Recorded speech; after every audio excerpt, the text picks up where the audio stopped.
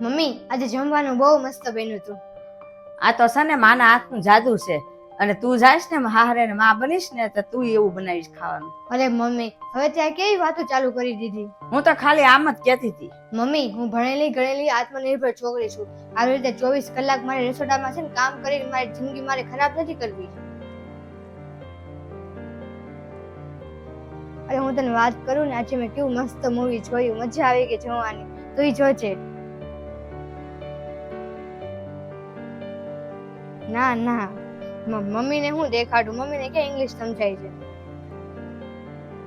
જોતા હસતા મારા ફોનમાં અવાજ નહોતો આવતો ને. અરે મમ્મી મેં તને કેટલી વાર મેં તને શીખવાડ્યું છે, તને હજી નથી સમજાણું. લાવ તને કરી દઉં. અરે ફોનનો અવાજ તો મેં છે ને દુકાને જઈને હરખો કરાવી નાખ્યો છે.